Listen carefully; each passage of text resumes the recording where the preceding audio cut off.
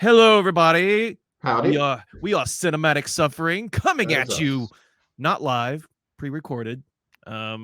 Geez, we should do like a live stream or something, and uh, maybe talk That about would be the cool. same things that we usually talk about recorded. Yeah, yeah. I mean, we're both pretty good at not spitting out horrible things that would get us demonetized and canceled. So Yeah, you're right. We're very self-aware and conscious about yes, that yes, stuff, we are. guys. I am Jason. I That am is Clay. that's Clay, Hello. and well, Clay, we just watched a a a, a nice little movie that was on Yeah. Well, Hulu, yes. a little ditty called "No One Will Save You." No one will save you. It was written and directed by Brian Duffield, and also yes, written and directed. I was just about to say that, and Yep. he was also directed the 2020 dark comedy Spontaneous, and he boasts the writing credits on Love and Monsters, Underwater, and The Babysitter, which I quite enjoyed also. Yeah. So, say the film stars Miss Kaitlyn Dever as Bryn, and there's a lot of other ancillary characters, but the film focuses on her. This is definitely Bryn's movie and Bryn's story. Right. So let's talk a little bit about Brian Duffield. So you did mention he did write and direct, I think, The Babysitter and the sequel to that. He wrote it. He's got writing credits on that. I Writing don't credits. Okay. believe that he directed it. He did direct Spontaneous, though. Okay, I haven't seen Spontaneous. I've seen Underwater. I've seen both Babysitter films. He also did Love and Monsters. I think he wrote on He did. And I really enjoyed those films. Underwater, I was a little iffy on. I'm not a big fan of Kristen Stewart, so maybe that was detracting from my enjoyment of that film. Yeah. But The Babysitter was really enjoyable. Love and Monsters I really liked, and I thought, oh, No One Will Save You. I thought this was going to be kind of a one-off for our channel. Usually we pick specific movies that we know will probably be bad, and this was a little bit different this time around. Yeah. This just came out on Hulu, and I thought, oh, let's give this a try, and it may be good. That we'll sit there in silence in our watch through. By the way, guys, if please check out our watch through of this. It Yes, it it, absolutely. it gets crazy. We thought we'd be silent through the whole thing because maybe it's a little more enjoyable, but we wound up talking a lot of trash on the film.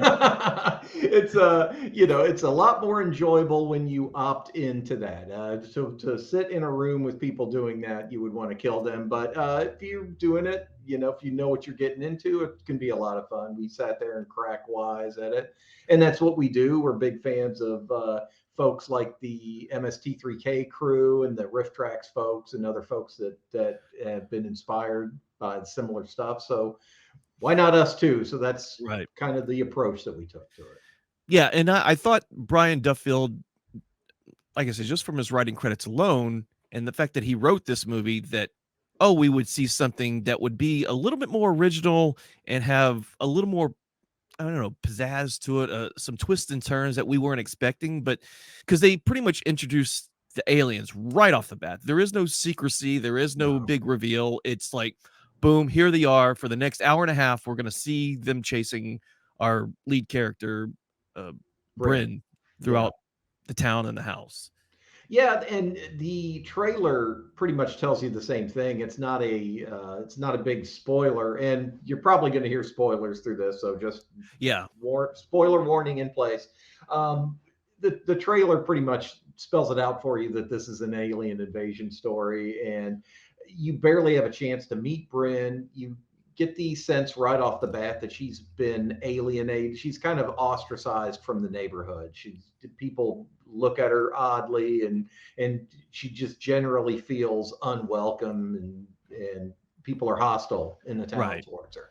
And it, right from that into the aliens are smashing in my front door and trying to harass me. Right, yeah. I mean, it starts off in I'm not going to just total bag on this movie. There are things I really liked about it. I enjoyed this weird kind of old school atmosphere of Bryn's home, that Yeah. we get a sense that this is a home that's not modern. And that's why I thought it took place maybe it's like a period piece that's taking place in 1974, Yeah. or the early 80s, or maybe even later, earlier than that. because there was an old school style of the wardrobe and, rotary phones, Yeah. and it turns out to be a modern thing because we later see Bryn visiting her mother in the graveyard, and we see that she died in 2019. So And I would have liked it a little bit more if they had just left that one little thing out, and if they had kind of just let us think, because if you had taken that out, there's nothing in there that would have kind of given it away that it's a contemporary movie, right. or placed in a contemporary time frame. No, you're right. Yeah, it would have worked. It would have worked perfectly, even better. Like than placing it into modern times here. That yeah, I think it would have worked even more, been more effective back then if they had placed it. But uh, yeah, so we start off with Bryn, and we know we start seeing unusual behavior from the neighbors because we don't know exactly what happened. We don't find out what exactly happens until the very end. Yeah. And so even the USPS guy is kicking her package and pushing it down the road, and he's like, "Woo, fuck your package!" And Yeah, like here's your commemorative Dolly Parton plates that have been just you just smashed hear. to pieces. I keep thinking of Ace Ventura at the very opening scene where he's bringing that package in. Yeah, like the guy's kicking it like it's comic, like it's weird. It has trouble kind of finding its tone in a way, because it almost feels kind of lighthearted and dark comedy, but then it doesn't really let the audience know how you're supposed to feel about it, which, Yeah. I'm sure Brian Duffield would say, well, that was intentional, that was my intention, but I don't know if it really works all that well. Yeah, and I did want to know what happened. We kind of we For one thing, we have to say that there is no dialogue in this movie at all. The lead character Bryn, she says nothing. No other characters say anything. So this is pretty much a silent movie almost. I mean, there's noises and everything, explosions, but Screams and gasps and stuff. But yeah, yeah, it's very odd, because that was obviously a very intentional, creative choice that he made. yeah. But why is she so silent? Maybe I talk to myself too much, but if I'm in any situation, if you leave me alone in the house and you bug the house, you're going to hear words coming out of me. Right. Yeah. No one just walks around not saying, I mean, you stub your toe, or you say, or you're cursing, something bad happened, or, you're always saying something.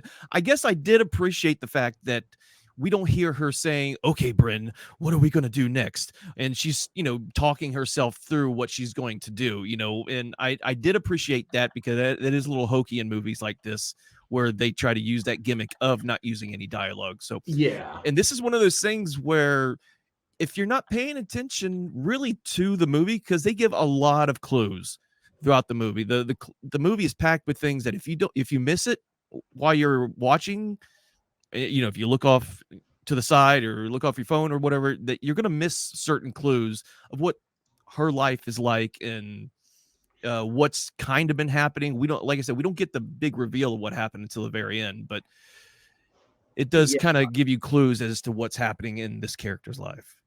Yeah, it's very thought out, and one thing I'll say about it is that you could one of the I'm sure a lot of horror fans agree with this, is one of the biggest sins that a horror movie can make is that if it's boring. We understand that a lot of movies need a time to build up, and time to kind of simmer and build tension, but this one's almost the opposite sin, to where they just throw, like, immediately there's Yeah. jittery aliens that are smashing the door in, and it's harassing this poor girl. Yeah, like 10 minutes into the movie, we're already thrust into this. And I'm not complaining about it that at all, but you remember, No. I don't know if you remember, about 30 minutes in though, all this shit is happening to her, and I'm already exhausted pretty much by this Yeah. point.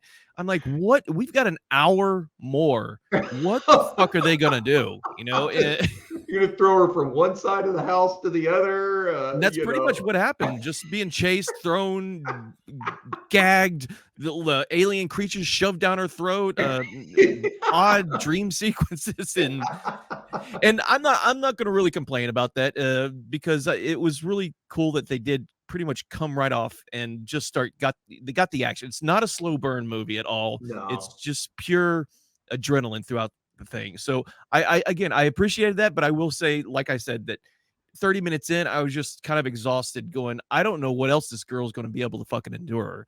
Yeah, I would have liked it a little bit more if there had been kind of a the tension, the calm before the storm, like the Tom. We compared it to the Tom Cruise War of the Worlds movie, and I'm sure people have their problems with that movie. I rewatched it not too many years back, and there's a couple.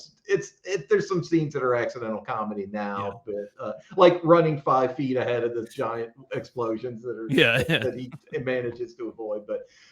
One thing I really liked about that movie, well, Steven Spielberg, I mean, say no more about that, but they did a great job of like, showing this guy's life and showing the interaction with his family and showing how the town felt before all hell breaks loose. And there was Right. that nice little contrast that with this, it's like you get just a moment of reflection and then bam.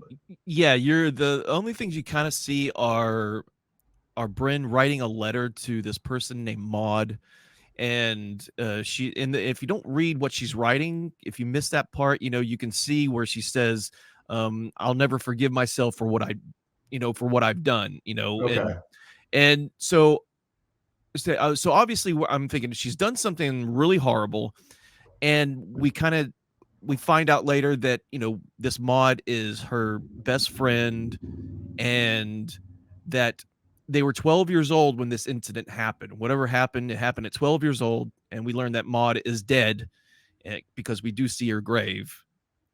Another grave reveal of dates, so we know how old she was and when she died, from 2000 to 2012. So Yeah, and it's one of these things that it's really kind of odd that everybody in the town hated this girl over this yeah, accidental death, and because I mean, for one thing, 12 years old, and it just that part was kind of took me out of it a little bit. It's like that's why everybody hates your guts so bad and the whole town. I mean, it's a yeah, little bit tough but I mean, amongst the movie where everything is just kind of tough to yeah, yeah. No, you bring up a good point that the entire town does not like her. They're holding a grudge against something she did when she was 12 years old. yeah. And I was just thinking, what kind of town holds grudges like that on a 12-year-old girl? And then I was thinking, what the hell happened? And that's where the reveal at the end, you find out what does happen. We'll talk about that later, but Yeah. it you know, just having a parent spit in your face. That was a Yeah, just scene where a parent spit in our hero's face, and you're like, okay, what is going on? Why do people hate her so much? And I don't think it kind of equaled up to what was going no, on. I didn't buy the reasoning behind it that much. It was kind of odd. Just thought of something and it escaped me. It'll come back to me. It'll come back. Yeah, I mean, we were comparing this film pretty much the entire way through. Like, oh, this reminds me of Slither, not Yeah, slugs. We brought up slugs. Slugs, Night of the Creeps, Signs, obviously, Home Alone, even. Yeah. Oh, I thought I just remembered what I was going to say. Like it would have made more sense to me if instead of just outright contempt, she was just kind of misunderstood, and if she was maybe neurodivergent or something, which would kind of explain Yeah, why she doesn't speak that much. That we yeah, kind of come up with a reason for why she, you never hear a peep out of the girl. Like, right, but I think I would have related to that one more if maybe she was autistic or something, or right, yeah, just different in some kind of way. Probably would have helped us connect with the character because even though she was in this in peril for the whole movie, and you're supposed to empathize with her about that, they didn't give you a whole lot to kind of connect with her as a character of Bryn. yeah, yeah. I'm not sure the sympathy or the empathy that I was supposed to feel for her wasn't really coming through, just because we didn't really know a lot about her from the outset, and other than the few reveals we see. Um, I guess we can show some empathy for a person who's getting assaulted by aliens. We wouldn't want to be in that situation for sure. No, they're just what was making me laugh as we were watching it is like they seem like they're dangerous. I don't want to kind of kind of undermine the fact that they were dangerous and a threat, but they seem more obnoxious and just just next level rude more than anything. It's like knock, and just come Yeah. into my house Well, and that yeah.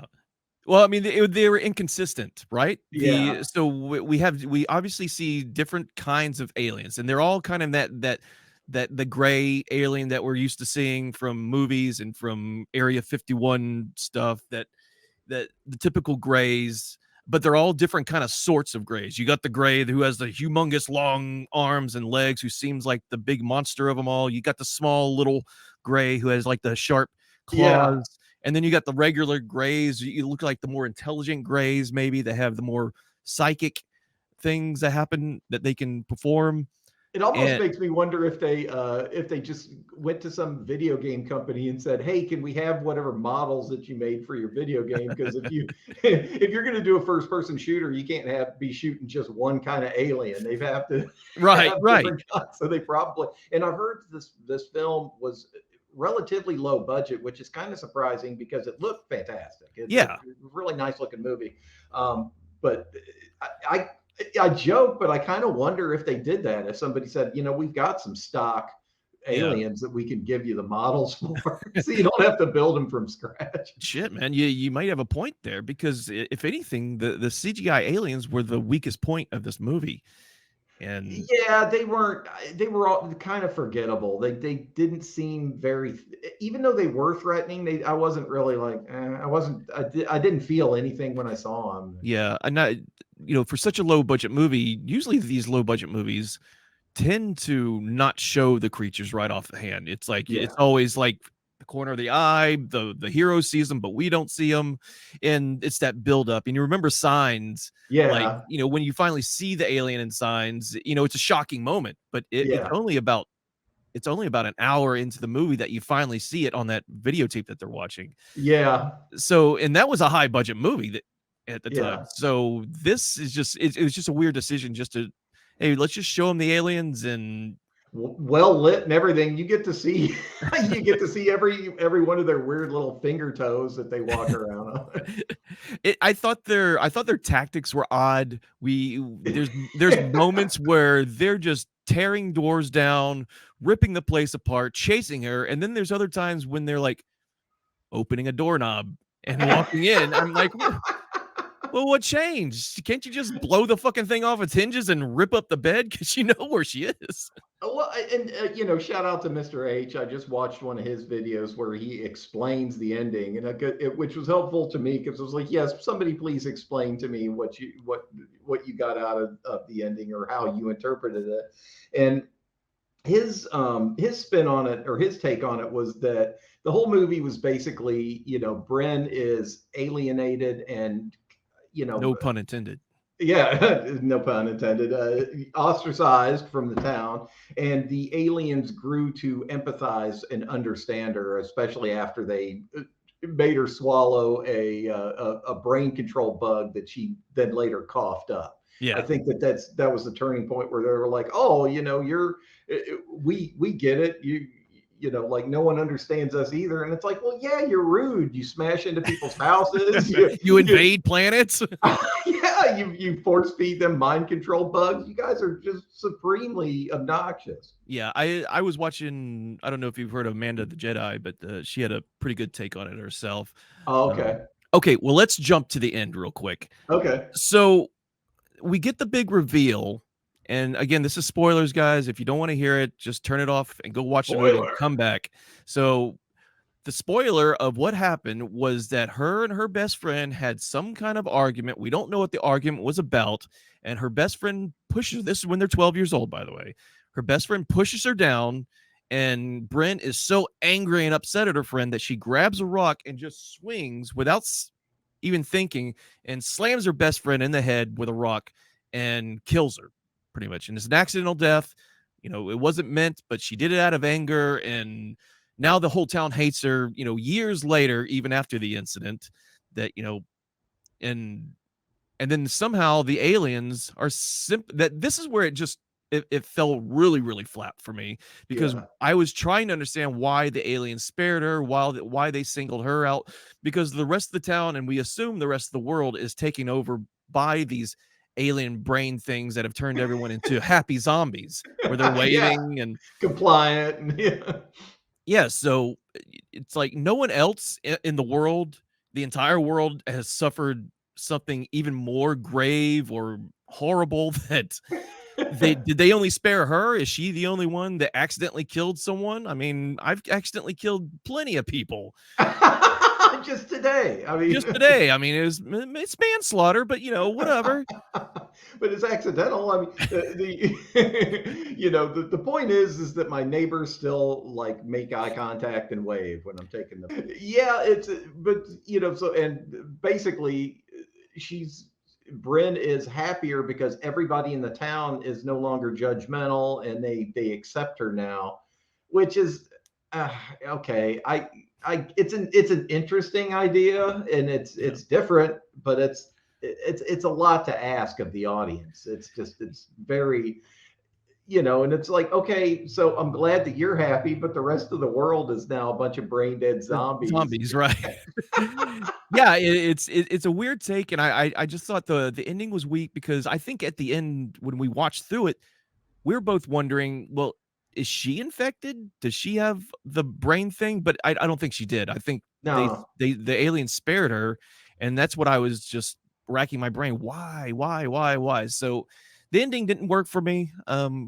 I think with a lot of these films that we watch, I don't understand why endings are just so hard to nail for a lot of these things. they're hard to land. I mean, it's one thing I will give this one is, and this the ending, from what I understand, is very not very. I don't want to say very, but it's pretty controversial in the fact that opinions are split. It's not controversial as in I'm offended. It's just people are very split on if they like it or don't like it. Right. I'm I'm a little bit conflicted about it, honestly. Like, I think it's an interesting take. I think that it was pretty creatively ambitious that they went that direction with Yeah. it. And I think it's neat that we end up saying this a lot. I think it's one thing I love about horror is that they kind of just let the creative people do what they want and they don't tinker with it and screw with the movie that much, because Right. there's like in the context of Hollywood big budget movies, these things don't cost that much, so they're just like, just whatever. If it doesn't make money, we don't have that much to lose, and if it Yeah. does, great, because we didn't put that much into it. So they just leave the creative team alone, which you don't see that in Yeah. these big tentpole movies at all. You have so much studio interference and they meddle with it and test it with audiences and tweak things and reshoot it to the point to where it's just pointless to even see it. It's just bland because it's trying to appeal to too wide of a Yeah. audience. No, I know I kind of began this review where saying it was a dud, but it's not a complete dud. It's not there are things I did really thoroughly enjoy about it. I did like the kind of the gimmick of no one talking. I think we caught on to that at probably around 15 minutes in. We're like, okay, Yeah. I think this is where they're going. And then we're wondering, is anyone else going to talk? But nope, no one else in the movie talked. So I thought that was a kind of a cool gimmick. It was shot very well. I have to give props to Kaitlyn Dever, because she was amazing in this. She carried it, and she did very well.